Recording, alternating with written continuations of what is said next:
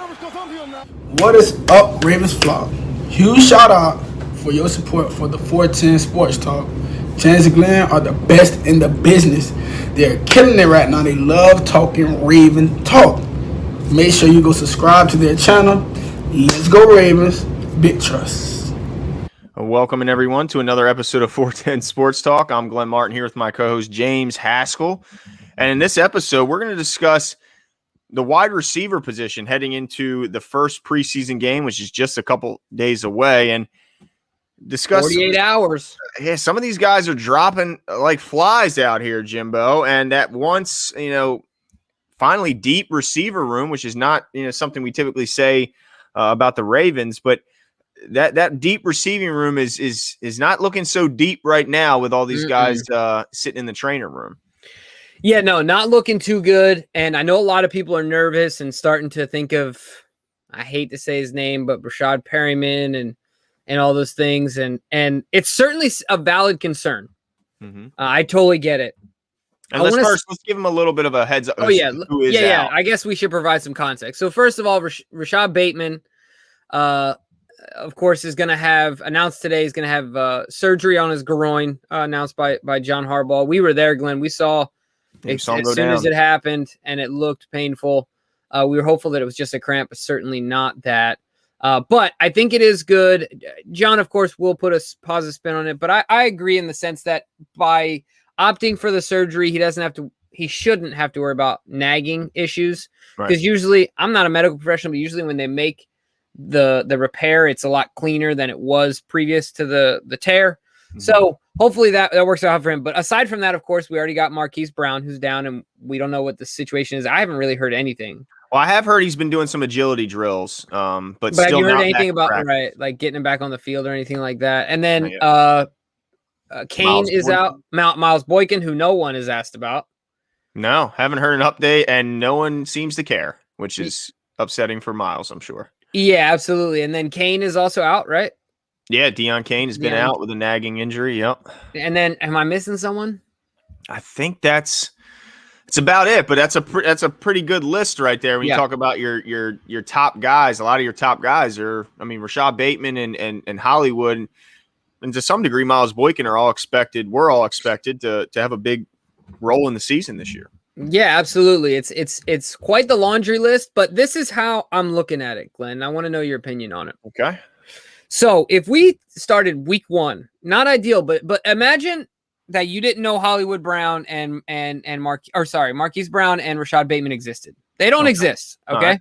So going into the season, you got a Sammy Watkins who is putting on a show right now in camp. You ain't lying. Right? You got a Devin Duvernay who is dangerous with the football in his hands. Mm-hmm. You got a James Prochet who's much improved as a wide receiver. Looks to be very hungry. Camp, really. Him and Watkins. Right. And then on top of that, you got Tylan Wallace, who is sneaky polished, sneaky good. Every single play I saw him make he was in the right spot, the right time, made the play when he had to. Like I said, I saw him make a contested catch over Khalil Dorsey. Exactly what he's advertised to be so far to me, he's been. Mm-hmm. So if you had those 4, the other guys don't exist. Just in the frame of that context, how confident are you in those guys? Because to me, I think that's a better group than 19.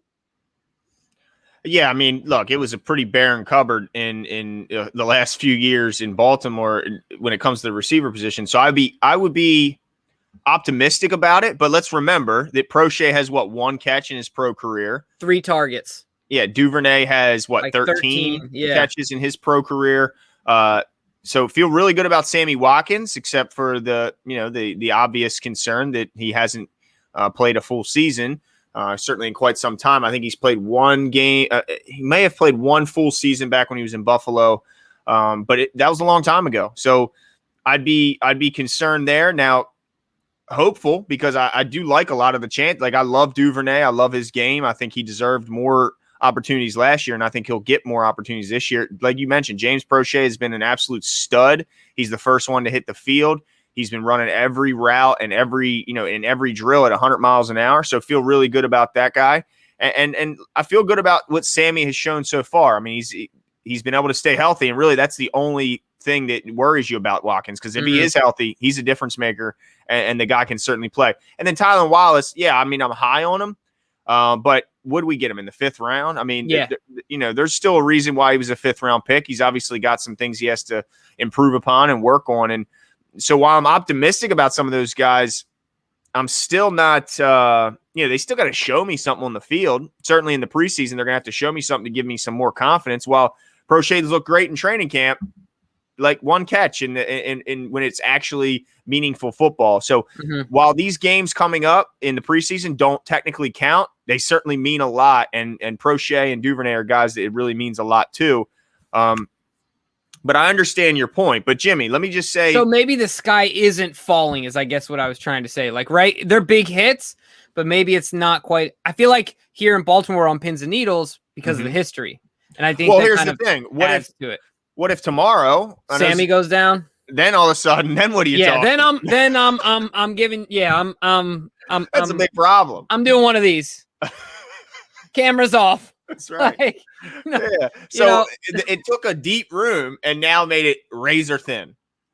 These injuries. Now Hollywood is, like they mentioned, it's more they expect him. He's certainly on track to be plenty ready by week 1. Yeah. But now it doesn't sound like there's much of a shot for Bateman. He said he'll be back sometime in September. And while John is optimistic because, like you said, that a surgery, when you decide to just rest and rehab an injury, it could heal or it could, partially heal and it feel good. And then you run around and doink, there it goes again. Or you're back to square healer, run. Right?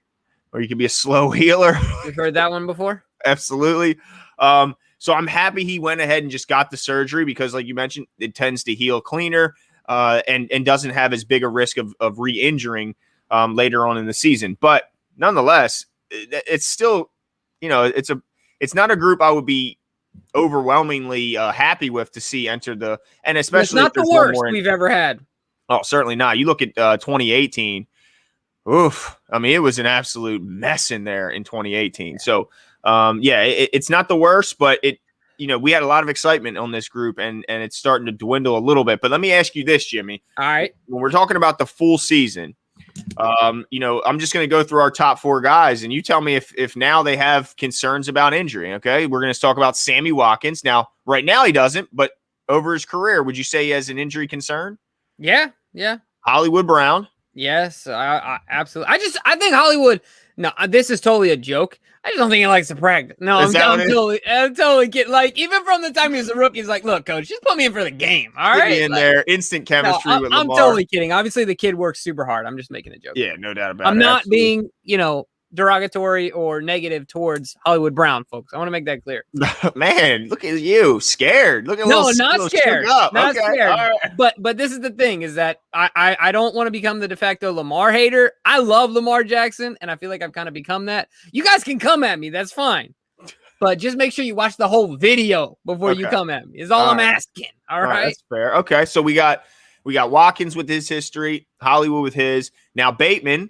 And he tweeted out today, he talked about how this is really his first major injury. And, he's working through that. Obviously thinks his future is still very bright and he has big plans. But now, right now, early reports, he does have some injury concerns now because of that groin.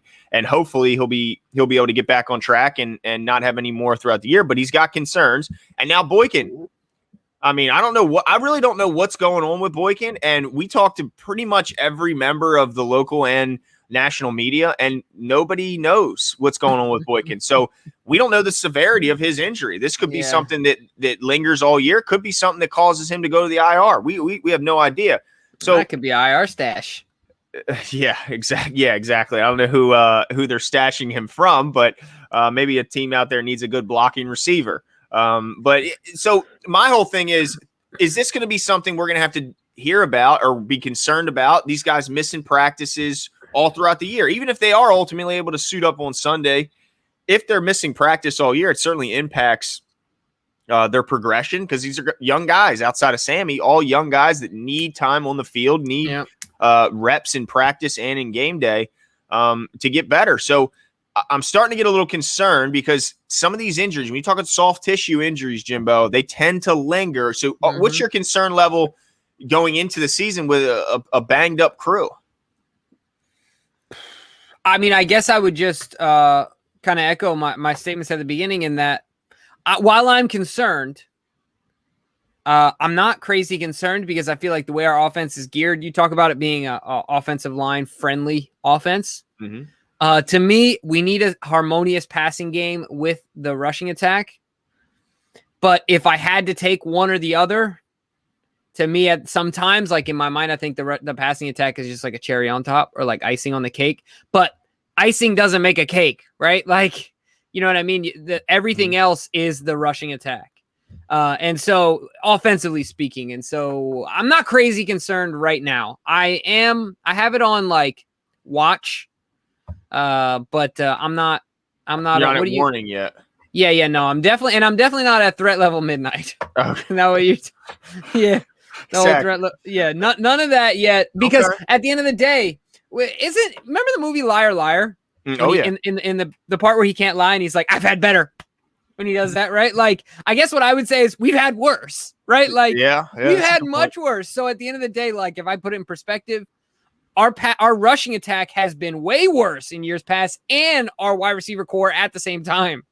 Yeah. So to me, obviously, I want it to be better, but as soon as Hollywood comes back, I think that'll help level out the ship and the emotions of people and steady out the team's concerns. And then I think Bateman will work his way in. So I'm not concerned. I would say 1 out of 10. I'm like a 3.5. Wow. I love the optimism here. I think I'm a little more than that, only because everyone, including fans, analysts, even the Ravens themselves, identified the biggest area that they needed to improve in was the passing attack. So when you're talking about losing 4 of your top guys, already, I mean, not again, most are expected. I mean, we haven't heard about Boykin, but everyone else is expected to return in a couple weeks or so. But I'm still concerned. I tell you what, Keith Williams and T. Martin are going to have to be earning their paycheck because all of a sudden they got a bunch of young, raw talent that they got to, mold and develop. And not a lot of experienced guys left on the outside of Sammy Watkins. So, but let's give the fans to know who they should be watching then upcoming, because here's who's left and who's going to ultimately have to play a ton of snaps. We have Michael Darris, 5'11", 207-pounder out of Georgetown, who we saw at camp. I think he showed some. He's got a nice look to him. He's a stocky kid. Yeah, he's got good muscles. Legs. So don't know a ton about him, just to be completely honest, but we're going to see him this weekend. There's no doubt about it. And then we got Devin Gray, 6 foot 192 receiver out of Cincinnati. Saw him he did make one nice catch while we were there. So yep. And then there you go. And I think I'm saying his name. Actually, I'm probably saying it incorrectly. Siosi Mariner, number 46, who's a 6'2", 190-pound receiver, rookie out of Utah State. Yeah, we saw him. Yeah, we saw him out there. And then Jalen Moore, young guy. He's 5'11". He's coming out of Tennessee Martin. We saw him making some plays, Jimbo, out there, impressing us. He was taking Sean Wade to absolute school. I mean, it was a blender. Embarrassing. Yeah, it got pretty bad for him, which, we'll certainly talk about him in another video because reports are not great so far. So we got Jalen Moore. And then, of course, the young guy, Tylan Wallace, the draft pick out of Okie State, 5'11", 195. Like Jimmy mentioned earlier, got a lot of hopes for him, and certainly his catch rate and contested catch rate leaves a lot of fans excited about what he could bring to the team. And then Benjamin Victor, the big, lanky, 6'4", 199 receiver out of Ohio State, who he's a bit of a long strider, but I liked what I saw out of him. I think it'll be interesting to see. I hope he gets some 50-50 opportunities, maybe a fade route if they get down into the red zone. See if he can take advantage of that size, because we've seen receivers in the past come through here, have the size, but don't necessarily know how to use it and take advantage of it. So of those guys, Jimbo, who do you expect? I mean, of course, James Prochet and Devin Duvernay will also be out there. I didn't want to forget those. But those guys were here last year. I just want to give you names of the other guys. But you can include those guys in your answer, Jimbo. But who gets you most excited about watching this Saturday? Yeah, it's crazy because I would have never said that. I'm going to give you two names. Tylan Wallace, because I think he has a lot of polish to his game, and he is just a contested catch waiting to happen. I think that he's one of those guys that Lamar can grow to trust, and because he can throw it in tight windows, and Tylan's going to go up and get it. He just has a knack for it. But the other one is you talked about that's Moore, Jalen Moore, who seems to have subscribed to the idea of putting in the work and a slow, what does Isaiah Thomas call a slow grind? Right? Like every time we see him, he just looks better, right? Like maybe he started at a -3 in comparison to some other guys, but you all can get to 10, and right now he's at a +3, right? And moving forward. So he had a longer journey to go to get where he is today, but man, he looked good. Yeah. So I'm excited. I'm excited to see those two. What about you? Yeah, I mean, the one that obviously jumps out is James Prochet. I mean, I know that he's the easy answer, but I mean, he's just been every single practice. This guy has impressed. I mean, he's looked absolutely fast, quick. Hands have been, like most said, he's looked like he's got the best hands on the team. Super sure, super confident, right? Yeah, and I love the hands. He never catches a ball with his body, even if it's in a position where it's not thrown necessarily that accurately. And naturally, a lot of people will turn it into a body catch if it's a little bit too in tight to his body, and maybe he can't adjust. He finds a way to make sure it's a hands catch. Always has his hands in the right place. Super excited to watch and see what this guy can do, because, like we mentioned earlier, not a lot of opportunities last year with the COVID off season and the lack of preseason games last year. This is a whole nother year for him. And then, of course, Duvernay. I'm excited, but I think we'll see more of Duvernay. I'm not sure we'll see a ton of him as far as getting targets. I know we'll see him in the return game. I want to see who else they put back there in the return game, because I don't think Duvernay's doing it all game. Yeah. But man, I mean, we're both very excited about both Duvernay and Prochet, but maybe not as excited enough to see them as the number 2 and number 3 when the season starts behind Sammy Watkins. But nonetheless, excited to see what these guys can do. And let me tell you, Jimbo, I originally, a couple weeks ago, predicted that James Prochet would ultimately get cut. That is long gone. Not even a thought anymore, right? Not even a thought. I originally, before camp started, had Boykin making the team. Well, sorry, Miles. I've had to change my decision here, and James Prochet is definitely going to be that 6th guy right now.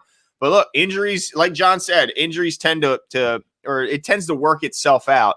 But yeah, I mean, I'm interested. I love the opportunity that this gives these guys, and I just hope that, yeah, we take advantage of this opportunity, but the rest of the guys are back when the real games start. Yeah, because at the end of the day, those guys, when they come back, they're going to get their reps, they're going to get their game time. But if you can buoy up the back half of that lineup, for those 5-10 big moments in a game when, look, everyone's got their attention on 89, 12, 5, even 14, and then James Prochet makes an incredible catch, right? Like, we've seen this all throughout, the history of the NFL, that in the biggest stage, who was the guy that made the catch? I always forget his name. The Patriots helmet catch.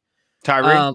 Yeah, I mean, who was he outside of that catch? You know what I mean? Like, so there's always those moments about the catch. Right. The entire book. Right. So I mean, I know the day before he had a terrible practice. Terrible. Yeah.